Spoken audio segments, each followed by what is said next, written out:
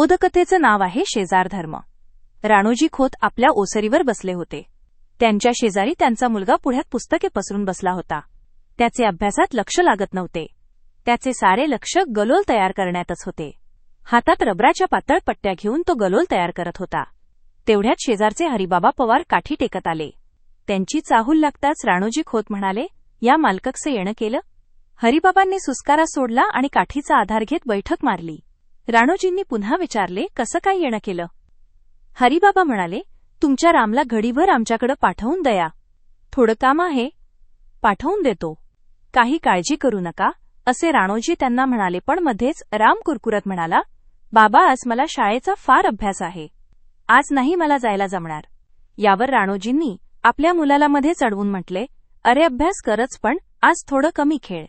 राम वडिलांच्या धाकात होता. तो काही बोलला नाही. थोड्या वेळाने हरिबाबा निघून गेले. ते गेल्यावर राणोजी रामला म्हणाले, रामरे आपल्या शेजाऱ्यांनी काही काम सांगितलं तर लगेच असं नाही म्हणू नये.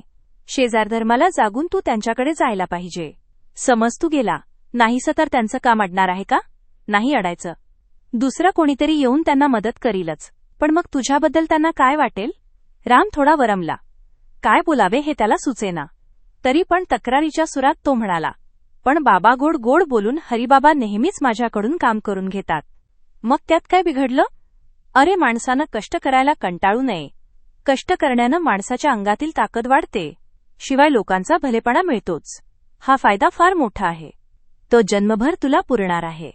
असे म्हणून राणोजी आपल्या मुलाला पुढे म्हणाले, समज उद्या आपल्याला कुणाची गरज लागली आणि आपल्याला शेजाऱ्यांनी तुझ्यासारखं उत्तर दिलं तर आपल्याला काय वाटेल? रामने काही उत्तर दिले नाही.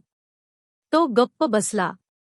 मग राणोजी त्याला म्हणाले, तू तसा समजूतदार मुलगा आहेस म्हणून तुला सांगतो, ऐक. असे म्हणून त्यांनी आपल्या हाताचा पंजा त्याच्यासमोर धरला आणि विचारले, माझ्या हाताला किती बोटं आहेत? राम म्हणाला, 5. ही 5 बोटं सारखी आहेत का? नाही. लहान मोठी आहेत. यावर राणोजी हसले आणि म्हणाले, अरे ही आपल्या हाताची 5 बोटं सारखी नाहीत, पण ही 5 बोटं मिळूनच हाताचा पंजा झाला आहे की नाही? तसं पाहिलं तर प्रत्येक बोट आपल्या परीनं स्वतंत्र आहे. तरी एका बोटाला लागलं की शेजारच्या बोटाला दुःख होच. त्यांच्यातील सुखदुःखाची जाणीव एकच आहे. कोणतीही कामं करताना ती एकोप्यानं करतात. ही बोटं म्हणजे एकमेकांचे शेजारीच शेजाऱ्यांनी परस्परांच्या उपयोगी पडावं. रामला आपल्या वडिलांचे सांगणे एकदम पटले. तो हसला. आपल्या हाताच्या पंजाकडे त्याने पाहिले. पंजाची हालचाल केली. मूठ दाबली आणि उघडली व तो आपल्या वडिलांच्याकडे बघून म्हणाला, बाबा तुम्ही म्हणता ते खरं आहे. मी जातो हरिबाबांकडे.